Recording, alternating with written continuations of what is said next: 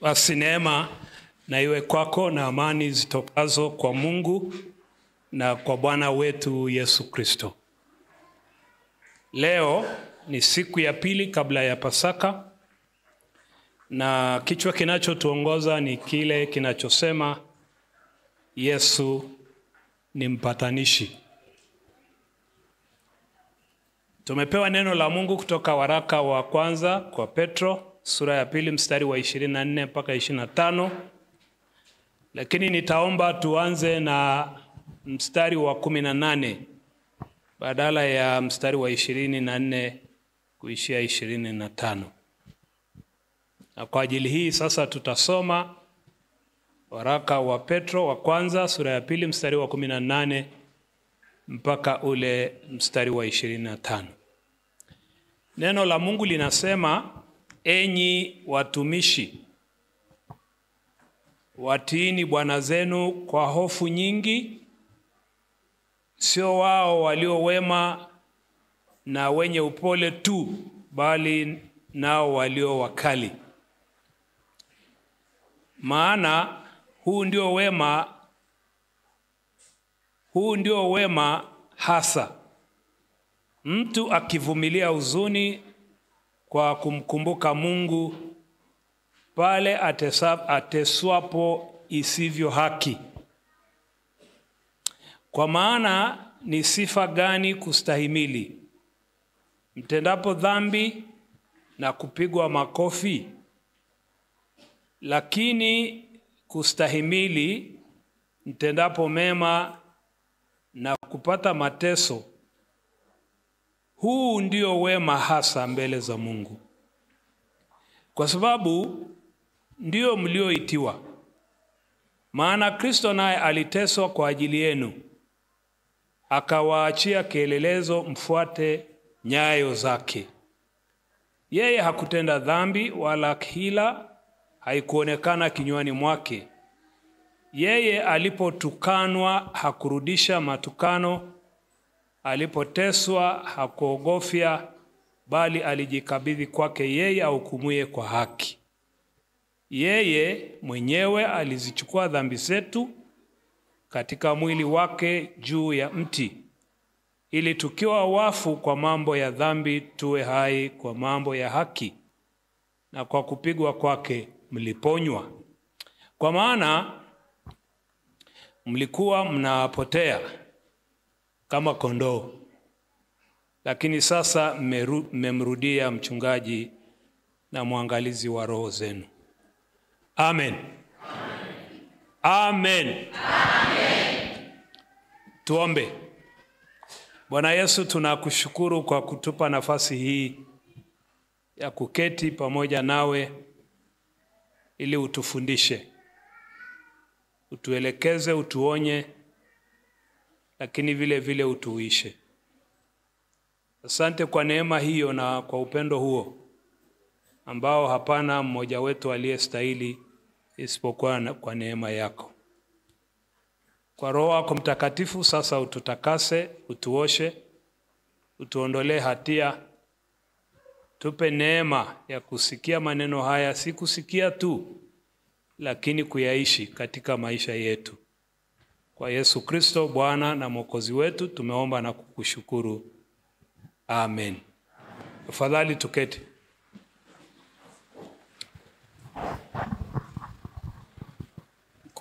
Kule Tabora tunasalimiana hivi.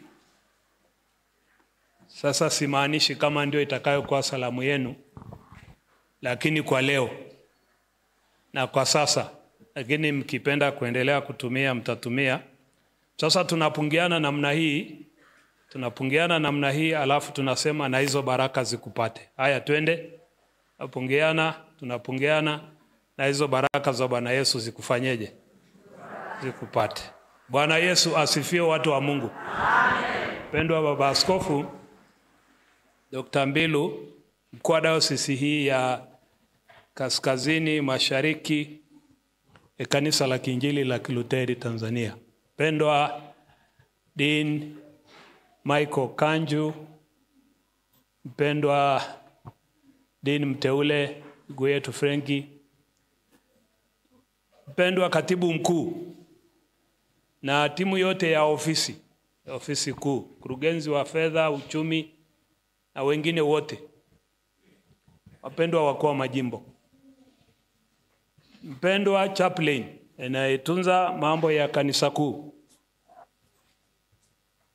wapendwa wazee wa kanisa mko hapa, walioko zamu na ambao hamko zamu, wapendwa wapiga picha, watu wa radio na ochukua sauti hizi na picha hizi, wapendwa watoto wetu mlioko kule juu, wapendwa washarika wote, wageni na wenyeji, na wasalimu wote katika jina safi la Bwana na Mwokozi wetu Yesu Kristo. Bwana asifiwe. Amen. Baba Askofu, kabla ya kutafakari maneno ambayo yamewekwa mbele yetu, na kwa kuwa hii ni ibada ya pili, na nilifikiri kwamba ibada ya pili haina haraka, kwa hiyo nitakwenda taratibu sana,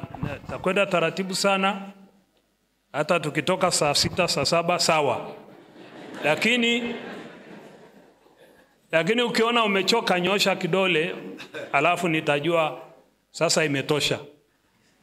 Kwa kuwa hii ni ibada ya pili, naomba nichukue nafasi hii kumshukuru sana Mungu wetu ambaye kwa ajili yake tunaishi, tunatembea, tuko hai, na tunajua wazi kwamba kuna ambao hawakupata neema hii ya kuketi mahali hapa taratibu ili tuweze kusikia neno la Mungu.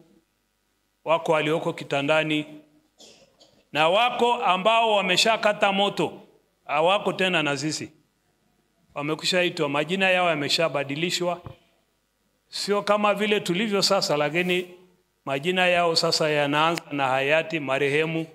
Sisi tunaishi, tunahitaji kumshukuru Mungu sana. Ndugu zangu wapendwa, Mungu wetu huyu ambaye upendo wake haudirikiki, upendo wake haupimiki, ametutoa mbali, na sisi tunahitaji kumshukuru sana. La kwanza hilo. La pili, Mheshimiwa Baba Askofu, kwanza kabla sijakupongeza kwa mkutano mkuu na uchaguzi wa viongozi hao wote ambao wamechaguliwa, nikushukuru kwa kunialika. Kama nilivyosema kwenye mkutano mkuu, niliwahi kuja Lushoto, lakini sikumbuki sawa kama nilikuja. Sababu ni nini? Nitakueleza. Tuliwahi kuja kwenye msiba wa mchungaji nilipokuwa mkuu wa jimbo kule kaskazini kati Arusha. Kuna mchungaji ambaye alifiwa na baba yake aliitwa Mweta kule Mlalo. Na mimi nikaja kumsindikiza nikiwa nimefuatana na wachungaji 4 kwenye gari. Na ilikuwa mara ya kwanza. Tulipoanza kupanda ile milima, tunajua kule Masaini ni tambarare, hatuna milima mikubwa kama ya huku. Tulipoanza kupanda ile milima, mchungaji mmoja kati ya wale 4 nikaanza kusikia na kemea, tika jina la Yesu shindwa, roho ya mauti shindwa.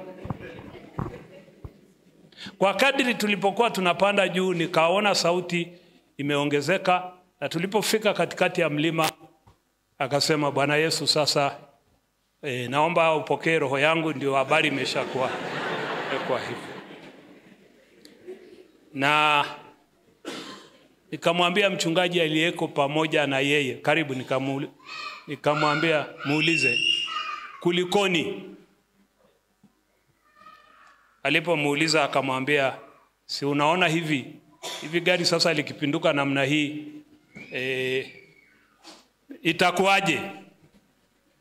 Sasa wakati ule aliposema hivyo, nikakumbuka mtu mmoja ambaye siku moja tulipanda ndege pamoja, tunakwenda Ethiopia. Nikamuuliza, ndugu, umewahi kupanda ndege? Akasema za huku tu, lakini sasa asemi za huku wapi? Akasema za huku tu. Nikamwambia, huogopi?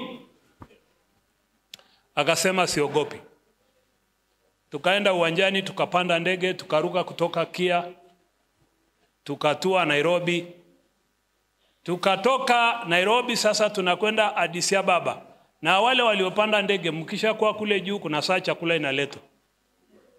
Kabla chakula kuletwa nikaanza kuona nikaona hapa kwenye pua jasho jingi linatoka la kwake. Natoka jingi hapa.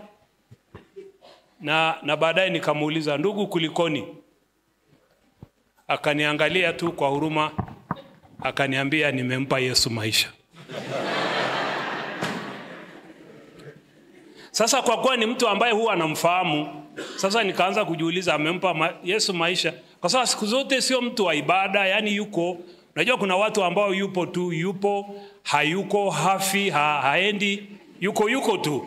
Sasa nikaanza kujiuliza, kwa nini amempa Yesu maisha? Nikamuuliza shida ni nini? Akasema sasa tukianguka hapa habari yetu ndio imeisha hapa. Kwa hiyo afadhali ni wai tu. Sasa tukiachana na huyo ndugu ambaye nafikiri tulipofika Ethiopia tutipoteremka kwenye ndege, nikamuuliza ndugu, habari ya kumpa Yesu maisha? Akaniambia wachana na hizo habari hizo, hiyo ilikuwa ya angani huko.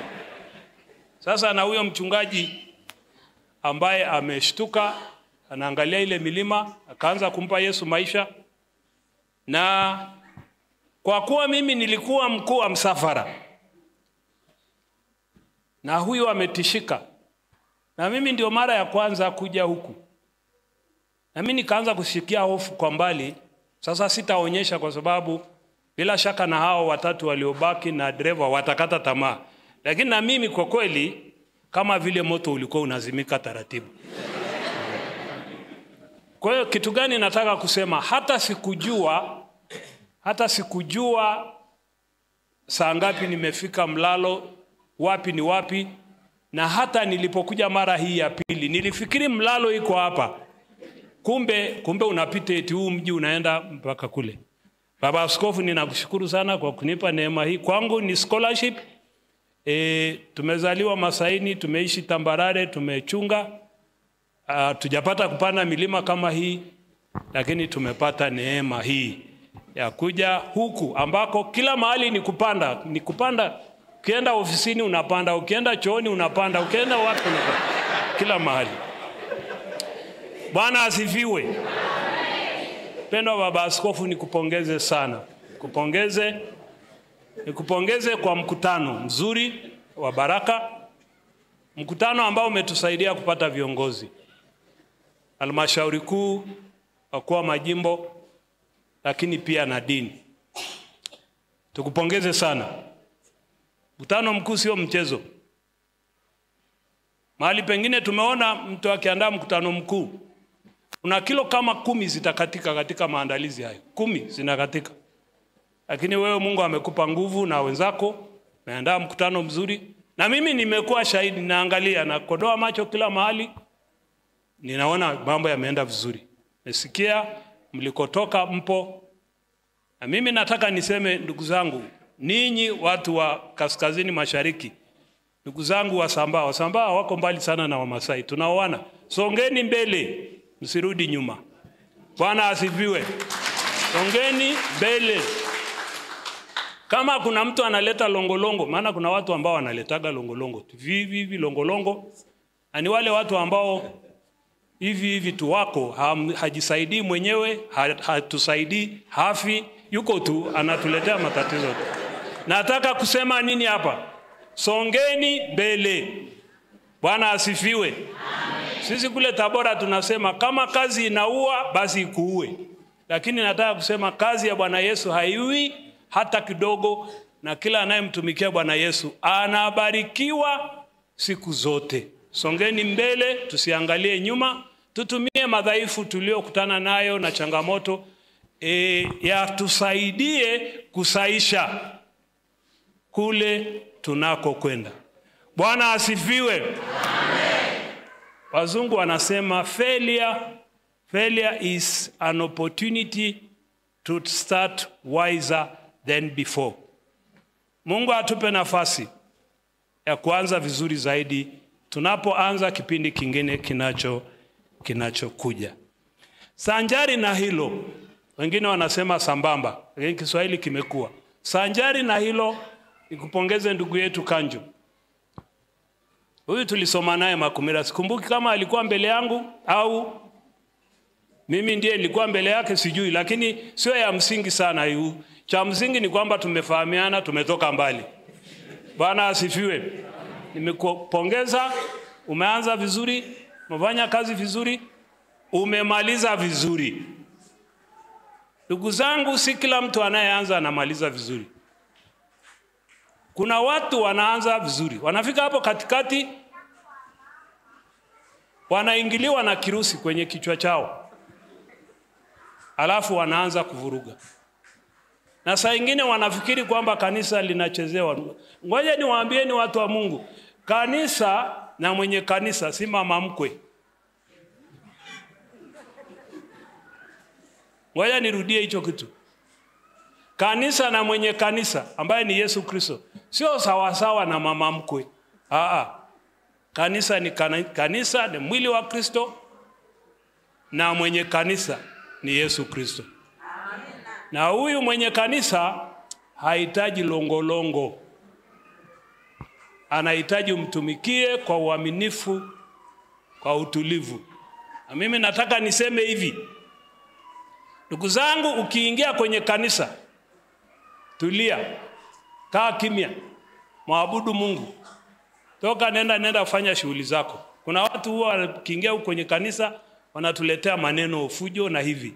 Ngoja nikwambie, hakuna aliyewahi kushindana na kanisa akapona.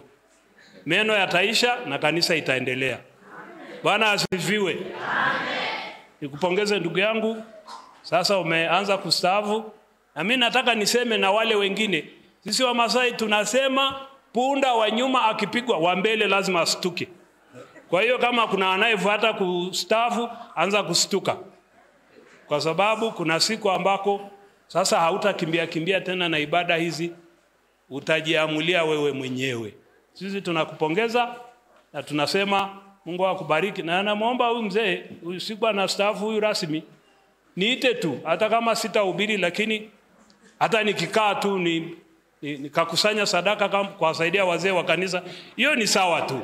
Bwana asifiwe. Amen. Ndugu yangu, wewe unayeingia, tusemi mambo yako maana bado. Wewe ingia, lakini nataka ujue jambo hili. Mara nyingi mtu anapoingia inakuwa kama vile Yesu alipoingia Yerusalemu. Anasema haleluya, wanakata na matawi, wanasema heri ajaye katika jina la Bwana. Isikupotezee hiyo, maana mambo yanageuka. Utakaa siku 2-3, wale waliosema heri ajaye kwa jina la Bwana wataanza kusema msulubishe. Kwa hiyo uwe makini. Na wakuu wa majimbo na wengine wote, nataka kusema sisi tunawaombea baraka za Mungu ili muanze vizuri na kazi ya Bwana iendelee mbele. Haleluya watu wa Mungu. Amen. Baada ya kusema hayo, tafadhali tutafakari neno la Mungu lililowekwa mbele yetu. Na naomba sasa tulia. Wale ambao wanazunguka mtulie, na watoto kule juu mtulie kabisa, ili tusikie neno hili linatufundisha nini. Pendo wa baba askofu, wataalam wa Biblia na hasa wa Agano Jipya wanatuambia nini? Wanatuambia kwamba waraka wa Mtume Petro umeandikwa na mmojawapo wa wanafunzi wa Yesu, na huyu si mwingine, ni Petro.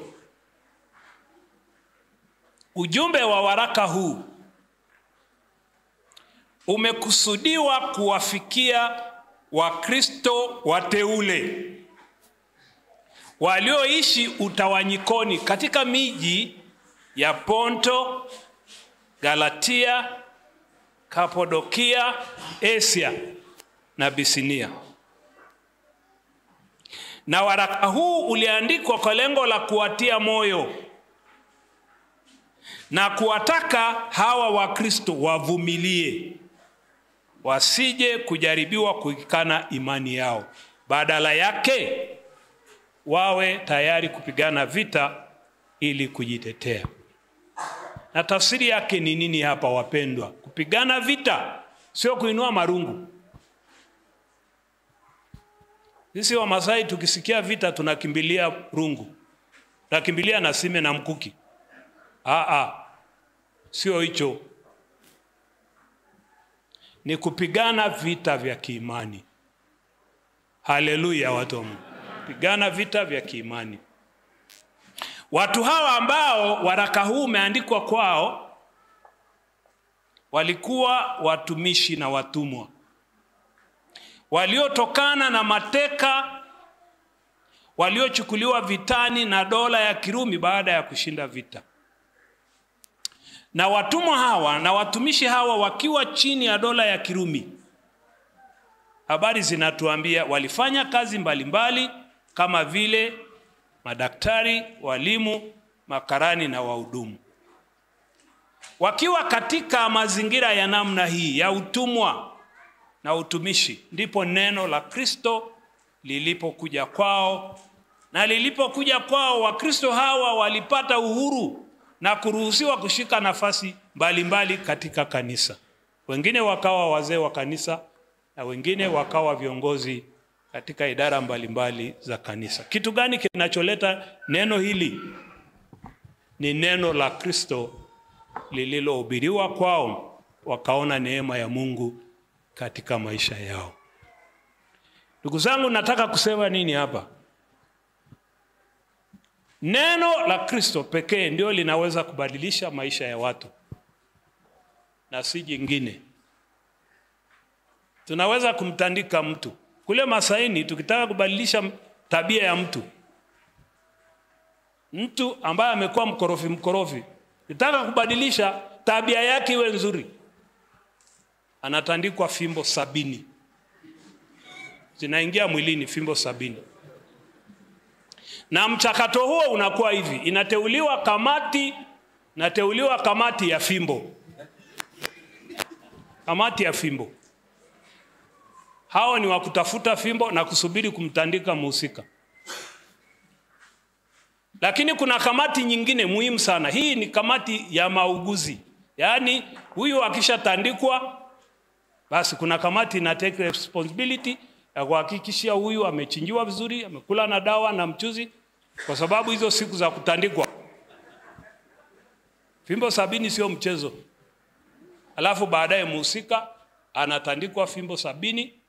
Na sijui kama mnaelewa kwamba ninaposema fimbo 70 sio fimbo 7, ni fimbo 70. 70. Unapigwa awamu ya kwanza fimbo 25. Na kama nilivyosema, kuna kamati imeteuliwa.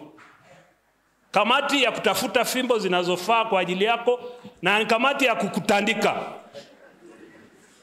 Fimbo 70. 25 kwanza, 25 alafu zinamaliziwa. Kitu gani nataka kusema? Si lazima huyu anayetandikwa namna hii abadilike. Anaweza kubadilika kwa muda mfupi, lakini baadaye akarudia hali yake. Lakini neno la Kristo laweza kubadilisha maisha ya mtu kama ambavyo limembadilisha Paulo na wajinga wengine wahovyo ambao walishapata kuwa wahovyo wakawa watu wa maana. Bwana asifiwe. Amen. Bwana asifiwe watu wa Mungu. Hata sisi wa Masai tulikuwa watu wahovyo, lakini Mungu akatuona huko porini huko. Ndio maana tuko hapa. Msifikiri tumetokea hapa karibu Tumlalo hapa. Tumetokea mbali. Sisi tulikuwa tukimwona mtu mwingine sisi tunavaa rubega. Ukimwona mtu amevaa masuruale, wote mnamkusanyikia, mnamwangalia hivi, mnajiuliza hivi na kwa. Sasa sisemi hicho kitu ambacho nilimwambia jana baba askofu, kwamba kwa nini tunamkusanyikia mtu huyu namna hiyo?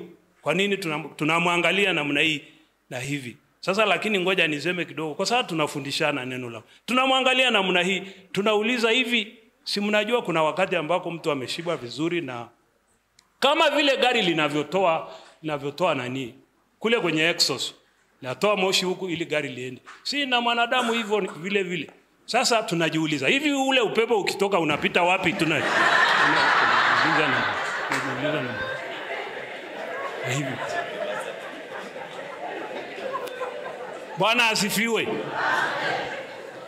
Bwana ametutoa huko katika ujinga huo wa kuja kushangaa tu, ametutoa huko. Na sisi sasa tunavaa masuruali na suti na kadhalika.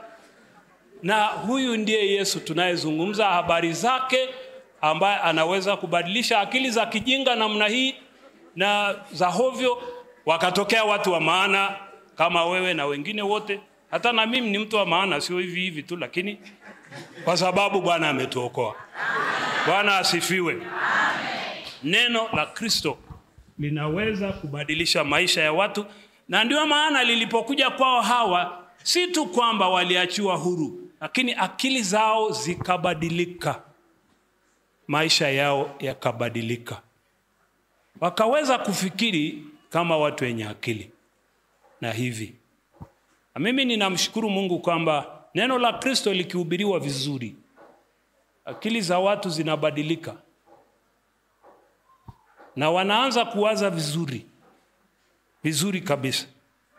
Kwa sababu kuna watu ambao hata neno la Kristo lilipopita kwao bado wanawaza kitoto, wanawaza mambo ya kijinga na wanawaza mambo ya kitoto.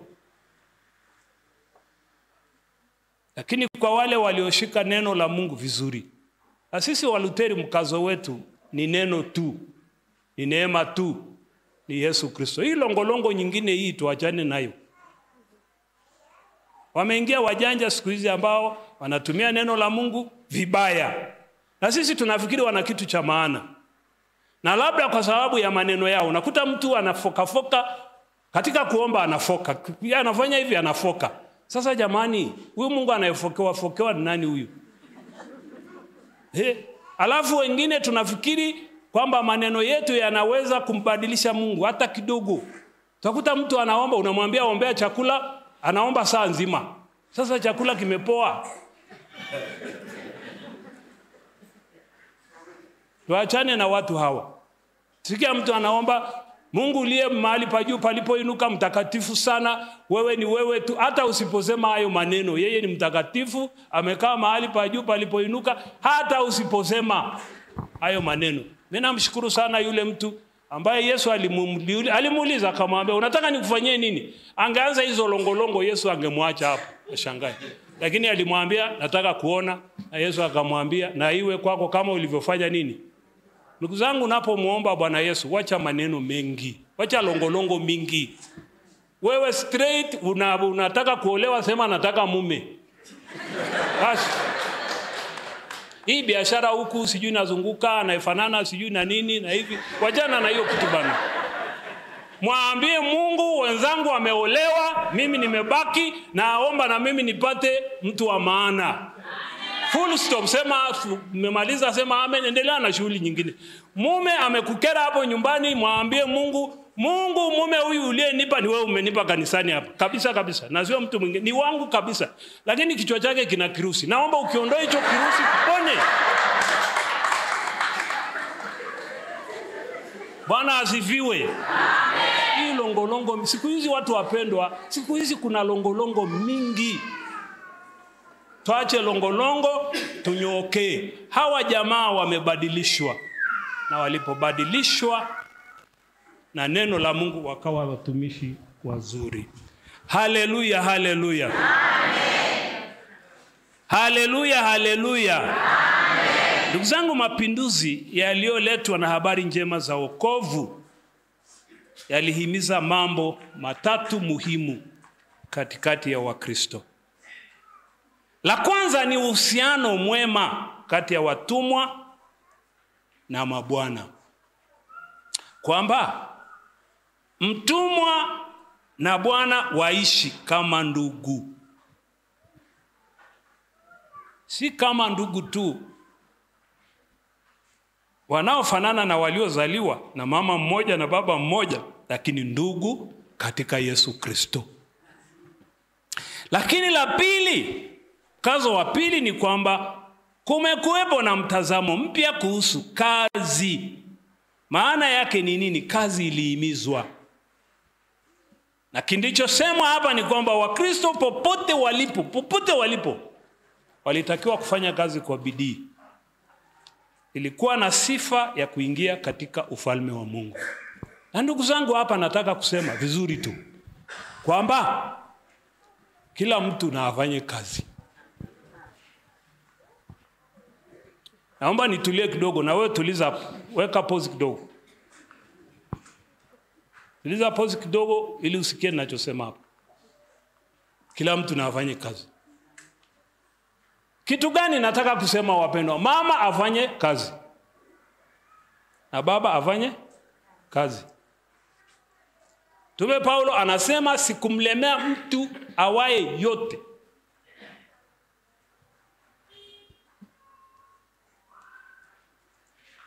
Kule Tabora mimi nimewaambia wachungaji wangu, nikikusikia unaomba asubuhi na kufukuza kazi.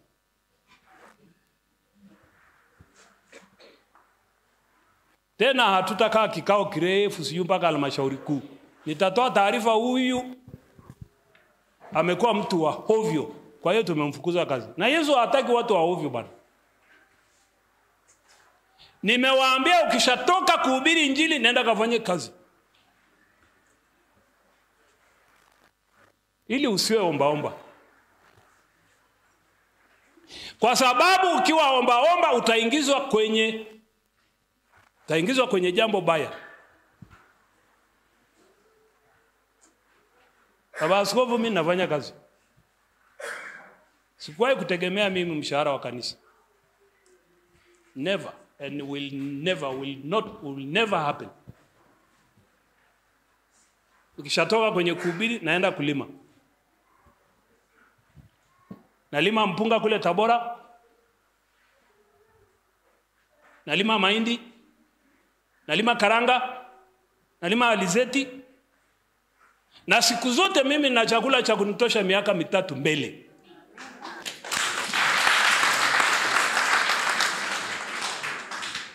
Ngoja niwafundishe kitu kimoja hapa. Wachungaji mlioko hapa, na sasa nateremka hapa nikuone vizuri. Ukiona nimekukazia macho usifikiri na neno na wewe. Nataka tu ushike pointi. Wachungaji watashika hili neno vizuri, lakini na wababa mlioko kwenye boma hii, kwenye ibada hii mtashika. Hivi umeshawahi kusikia mama anasema daddy? Yaani anajua kama wewe ni mume wake, lakini anasema daddy. Watoto wanasema daddy. Ni tofauti na mama akisema baba au mtoto akisema baba. Tofauti, ingawa ni katika hali ya kawaida ni lugha tu pale. Lakini iko mantiki. Ukisikia mtoto anasema daddy, maana yake wewe ni provider.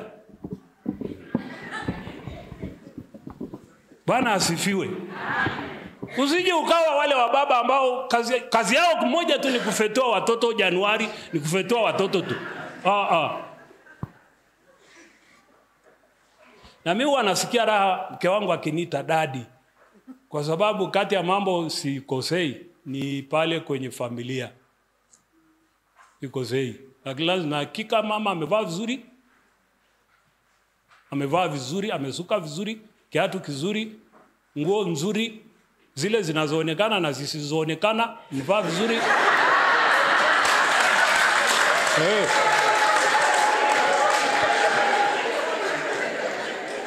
Bwana asifiwe. Najua wanaume wengine wanasema hiyo zisizoonekana ni kazi ya wanawake. Ngoja ngwaambie, mimi ni Mmasai aliyeokolewa na Bwana Yesu. Kwa hiyo siishi tu hapa na makanga na hivi, na kwenda mpaka mbali. Jua na zile zingine kwa sababu zina maana. Nataka kusema sifa ya mwanaume kwenye familia si kuzaa watoto, si kuvaa suruali, ni kutunza familia. Ama hujawahi kujua, ujue leo. Na ndio maana utasikia watoto wanasema daddy. Wanasema mama anasema daddy, wasema watoto daddy hivi. Ukisikia tu wana siku zote dada, baba, mama.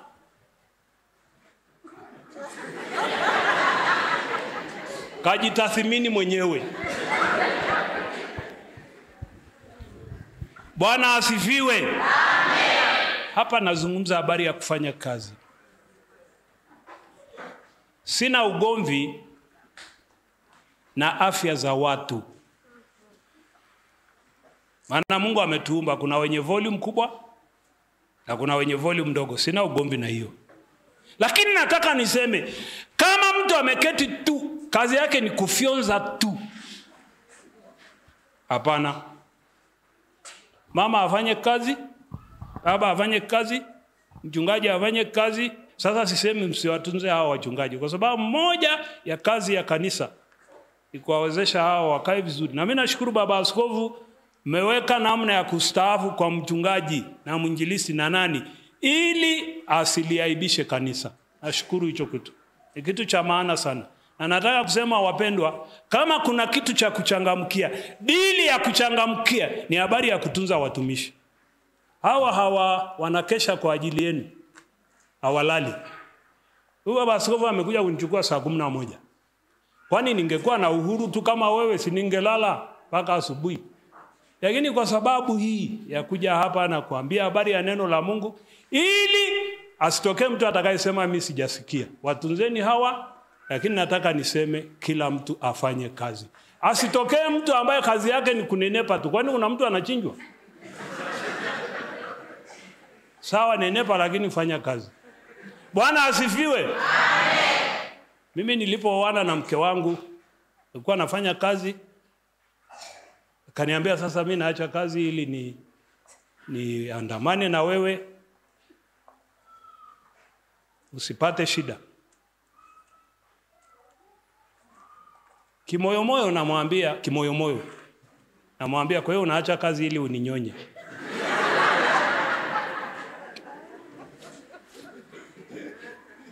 Sasa sikuweza kusema kwa sababu najua mwaka wa kwanza siku zote jamani. Ninyi mnafahamu, wale ambao mmeoa na kuolewa, wale ambao bado naomba msidandie gari kwa nyuma.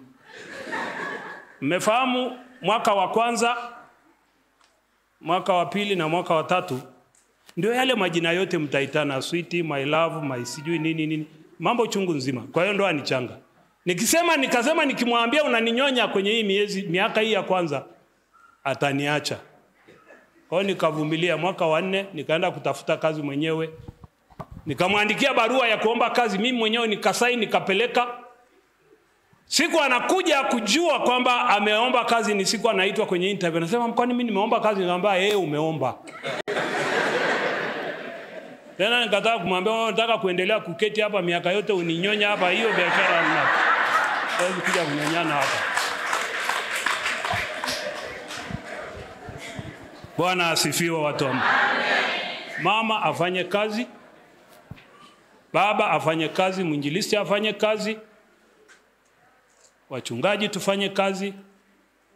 Maana kwa kufanya hivyo si tu kwamba tunapata mazoezi, lakini hatutamlemea mtu awaye yote. Nataka nikueleze ndugu zangu madhara ya kutokufanya kazi. Yuko mchungaji mmoja aliyepangwa mahali kwenye usharika, na wachungaji mnapangwa. Akafika kwenye usharika, akapokelewa na msharika mmoja, mama. Sema karibu mchungaji wetu. Akamnunulia TV. Akanunua na makochi. Na mchungaji akasema ni Mkristo wa namna gani huyu ambaye anaweza kujitolewa kwa kiasi. Akamwombea maombi mengi. Na yule mama akaweka utaratibu kwa sababu ni mfanyakazi wa serikali, akaweka kila mwezi anamletea mchungaji fungu. Na wala mchungaji huyu ashtuki, anapokea tu. Alafu anaomba. Hajui kwamba anaomba kifo ambacho kitapata baadaye.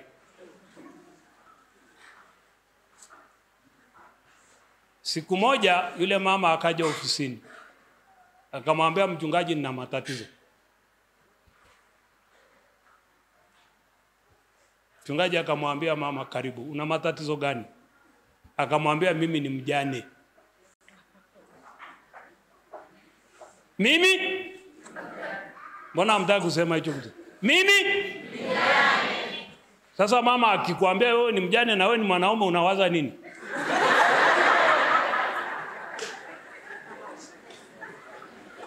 Si mmeshanielewa? Mchungaji akamwambia mama, hayo mambo hapana kabisa kabisa, shindwa kwa jina la Yesu na hivi na kadhalika. Akasema ngoja nikuombee hii roho itoke. Mchungaji akiomba na kumwekea mkono, yeye anamfanyia tu. Akamwambia wewe keti tu utaona. Kwa hiyo siku nyingine, siku zilipopita, alijua mchungaji amesahau, akatoka usiku saa 3 hivi anakimbia kwa mchungaji sio mbali, anapiga kelele kama vile nyoka yuko chumbani kwake. Mchungaji njoo, kuna nyoka. Mchungaji akachomoka, akaenda akamwambia kuna nyoka yuko huku, mpaka ameingia kule chumbani. Na mama akarudi akafanyaje? Akafunga? Akamwambia mchungaji na matatizo. Lile neno alilomwambia ofisini, nina matatizo. Mimi ni mjane. Sasa ukiwa chumbani kwa watu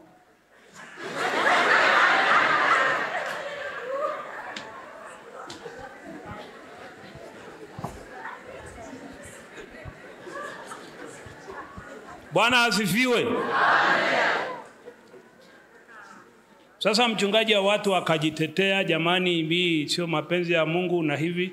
Akamwambia najua ni sio mapenzi ya Mungu, lakini ujue kwa sasa uko chumbani kwangu na maisha yako yote yako kwenye kiganja changu. Kwa hiyo usikilize ninachosema. Nikisema kaa chini unakaa, nikisema simama unasimama.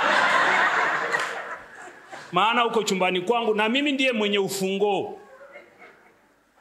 Na akamtahadharisha, mchungaji toa ushirikiano, maana usipotoa ushirikiano nitapiga kelele na watu wakija kwanza watakuuliza umetoka wapi chumbani kwa huyu mama. Sitaki kusema nini kimefuata baada ya hapo, lakini haya ni madhara ya kutegemea kupokea tu pasipo kufanya kazi. Ndugu zangu, kila mtu na afanye kazi. Lakini jambo la tatu, ndugu zangu wapendwa, Wakristo walihimizwa kufuata nyayo za Yesu Kristo ambaye alistahimili mateso. Wakristo hawa walionywa na tena walitakiwa kufahamu kuwa Ukristo walioubeba gharama yake ni damu ya Yesu Kristo. Ndugu zangu, katika somo letu la leo, Mtume Petro anawaagiza watumwa na watumishi kuwatii mabwana zao kwa hofu nyingi, hata kama ni wakali. Katika kufanya hivyo, walihimizwa wamtazame Yesu Kristo pekee, ambaye hakutenda dhambi wakati wote, lakini alikubali mateso ili aweze kuchukua dhambi za kwako, dhambi zangu na dhambi za wanadamu wote pale msalabani. Mtume Petro katika waraka huu na katika somo hili anawakumbusha Wakristo wa wakati wake na wa wakati wetu kwa mateso ambayo Yesu Kristo aliyapitia kwao yawe na manufaa. Lakini pia katika hiyo wajue kuwa kila ateswaye kwa ajili ya haki ana thawabu katika ufalme wa Mungu. Kwa maneno mengine, mateso tunayoyapitia katika Yesu Kristo sio bure. Sio bure. Kwa kufuata ukweli huu, ndugu zangu, tunahimizwa kupigania haki za ufalme wa Mungu. Kwa maneno mengine, kupigania na kuitetea imani. Sasa nateremka nikuone vizuri. Nilisema saa zile tutatoka saa 8. Bwana asifiwe. Amen. Kupigania na kutetea imani. Ndugu zangu, siku hizi ziko imani za hovyo. Hovyo kabisa. Na kwa bahati mbaya tumezishika kama vile ni imani za kweli. Na mafundisho ya hovyo. Hovyo. Mtu naambiwa pokea gari. Pokea gari, alafu naambiwa sasa anza kuendesha gari. Na usigeuke nena hivyo mpaka nyumbani. Na wewe bila kufikiri kabisa. Kwa sababu hizo zinahitaji akili kidogo tu. Kidogo tu. Unaanza kuende unagonga watu barabarani eti unataka Prado. Haya. Wengine wanaambiwa sasa chukua hiyo simu yako, zungusha namna hii, hela zitaingia. Alizozisahau nani? Hizo hela alizahau nani jamani? Na wewe mtu mzima na wengine wana PhD, anazungusha simu namna hii. Haya, na wengine wameenda kujifungia chumbani huko katikati ya kitanda eti ili mambo yawe vizuri. Unasikia na bwana kemea katika jina la Yesu hii kitoke. Ndugu yangu, hiyo ni bangi. Hakuna vitu vinatokea hivyo. Na nataka niseme imani katika Yesu Kristo sio hadithi. Wala sio bangi. Imani katika Yesu Kristo ni imani iliyo hai. Bwana asifiwe. Bwana asifiwe. Tuwe na ujasiri wa kuambia hao ambao wanatupotosha kaa mbali. Unasikia mtu anakuja kusema anakuja kwako, Bwana asifiwe, nimevunuliwa kuja kula kwako. Kwenda huko. Wewe umekuja kufunuliwa kuja kula kwako. Kwa nini huyu aliyekufunulia uje ule kwangu asinifunulie kwamba kuna jilijitu linakuja kula kwangu? Lazima tuwe tayari kupinga mafundisho haya, mafundisho yanayotutoa katika lengo na mafundisho sahihi ya neno la Mungu. Sasa zile nimesema, sisi wa Luteri neno tu, imani tu na nini? Na neema. Bwana asifiwe. Hivyo ndivyo tulivyofundishwa. Na hatuhitaji, na nataka kusema ndugu zangu, imani ya kweli katika Yesu Kristo sio ndoto hata kidogo. Ni imani iliyo hai na tunahitaji kuisimamia. Ndugu zangu, zaidi ya yote Mtume Petro anawakumbusha Wakristo wa wakati wake kwamba zamani mlikuwa mmepotea, lakini kwa ajili ya kifo cha Yesu Kristo pale msalabani, wao na sisi tumebadilishwa na kufanywa kuwa washirika katika ufalme wa mwana wa pendo lake. Na hili limewezekana tu kwa sababu Yesu alikubali kufa, aliteswa, akafa, akafufuka, na kwa kupigwa kwake sisi tumepona. Ndugu zangu wapendwa, ujumbe anaoutoa Mtume Petro kwa wasikilizaji wake anautoa kwetu pia, kwamba tunapaswa kulinda imani. Na ndugu zangu, moja ya kazi ya msingi ya kanisa ni kulinda imani. Wachungaji sisi tumeapa kulinda imani.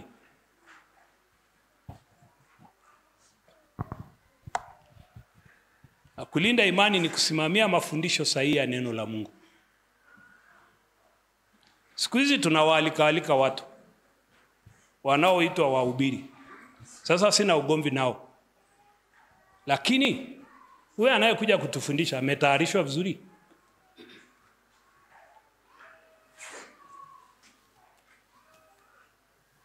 Analielewa neno la Mungu vizuri? Na kwa bahati mbaya siku hizi Wakristo na sisi tunapenda injili rahisi tu. Hii tu kila saa watu wamepiga makofi, wamepiga makofi. Haleluya, watu wana jamani. Imani ya Kikristo sio bangi.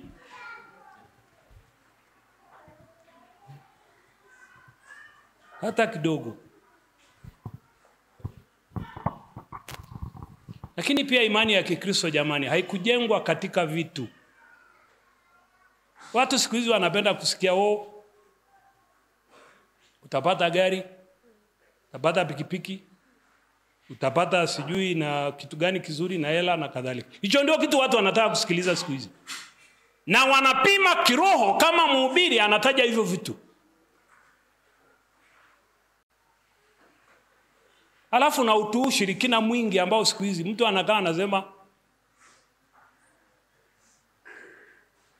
anasema nasikia Roho Mtakatifu akiniambia kuna mama anayeumwa tumbo la uzazi hapa. Na watu wanapiga makofi. Lakini tujiulize katika hali ya kawaida. Ukusanya wa mama 10, 20, 30 mahali pamoja. Utakosa ambaye anaumwa tumbo la uzazi?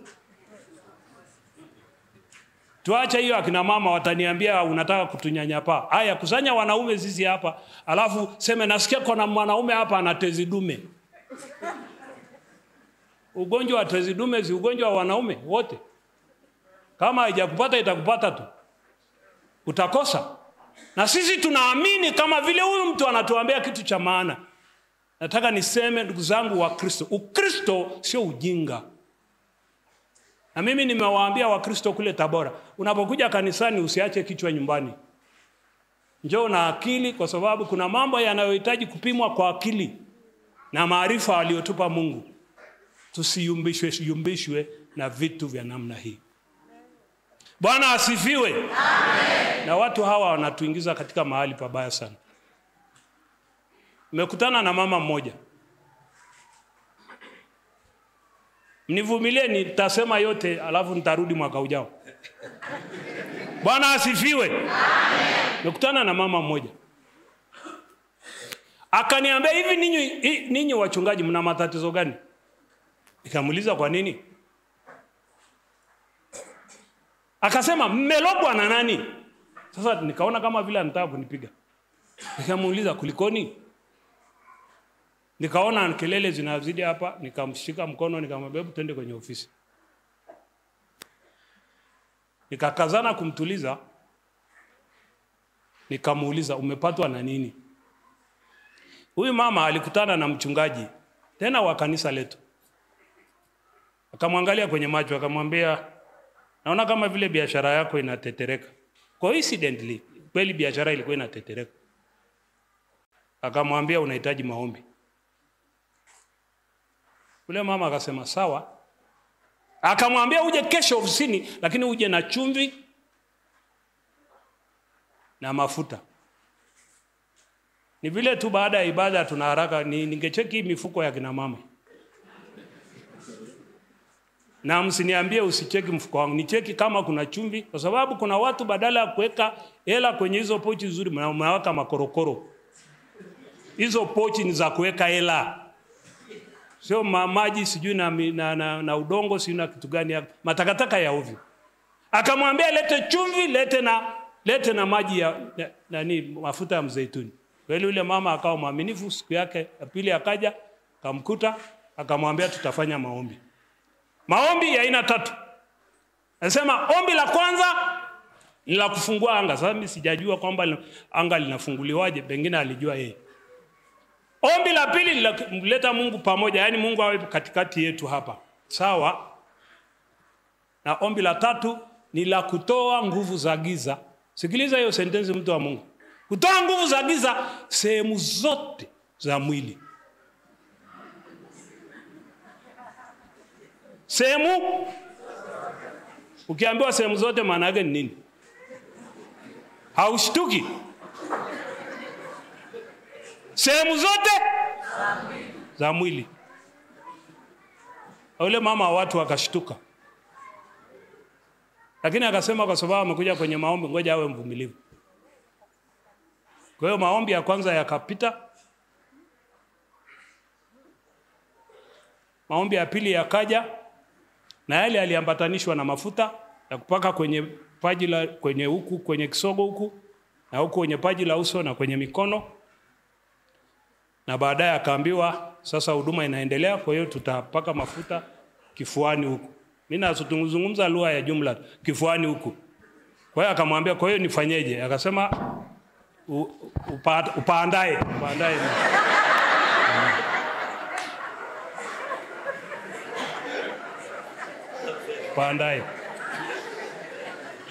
Upandae. Mama wa watu akapata shida kwa sababu huyu ni mchungaji. Na hizi huduma hizi hajawahi kukutana nazo.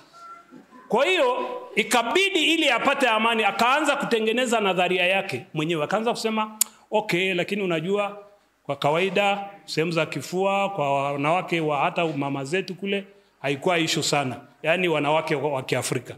Tunaona mama wa kule kijijini kifua tu kiko wazi ananyonyesha mtoto. Akatengeneza nadharia hiyo ili mpe amani. Mafuta yakapakwa huku, sasa mimi sijui mafuta yanapakwa na hivi sijui. Naposema sijui lakini yanapakwa na sijui. Na baadaye akaambiwa huduma hii, sikiliza mtu wa Mungu, huduma hii inaendelea. Huduma hii inafanyaje? Inaendelea. Sasa yalianza kichwani. Yakaja kwenye paji la uso. Yakaja kwenye mikono. Imefika hapa kifuani. Unahitaji akili ya chuo kikuu kujua inaelekea wapi?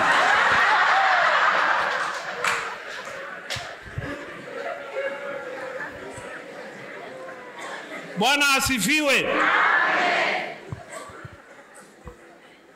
Ujumbe wa Mtume Petro unatutaka kulinda imani na kuitetea hata kama tunakutana na upinzani.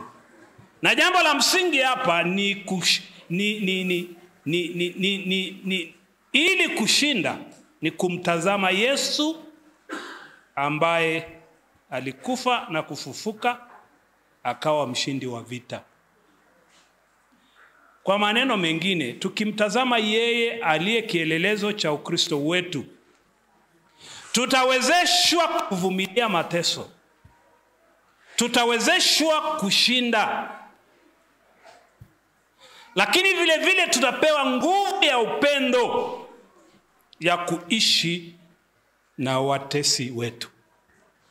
Bwana asifiwe. Amen. Najua mmesikia, si kweli? Si mmesikia jamani?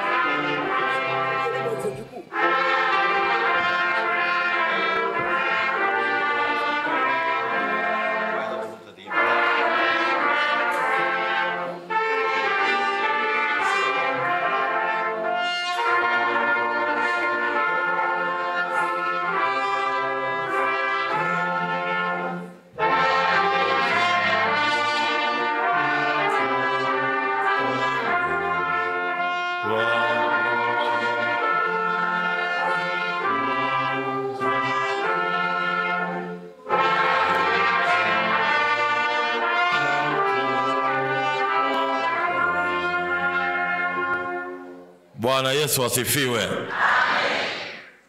Tunashukuru Baba Askofu Dr. Kisiri Laiza kwa ujumbe wa neno la Mungu. Nafikiri watu wamesikia hapa. Na tunahitaji kuyasikia maneno magumu nyakati nyingine. Kuko wasambaa wakati mwingine hata kutaja Lubega tu. Lubega. Lakini leo tumesikia Lubega hapa, mahubiri ya kutosha. Na mwenye masikio yasikie maneno hayo na kuendelea kumzalia Mungu matunda. Bwana Yesu asifiwe. Amen. Baba Askofu, Mungu akubariki sana. Na kwa kweli tutakualika tena ili uje utu changamshe. Watu wanapokwenda kanisani wasiache vichwa na akili nyumbani. Hata kwenye mikutano ya kiroho kuta watu kweli wanavyochezeshwa kichura, wanavyorushwa, unashangaa huyu amekuja tu mwili tu, lakini akili ameiacha wapi? Nyumbani. Tuje na akili zetu kwenye mikutano ya kiroho makanisani mwetu. Na Mungu huyo ajuaye kutufundisha anatutia nguvu kukua katika imani polepole, na baada ya maisha haya tutaurithi uzima wa milele. Bwana alibariki neno lake.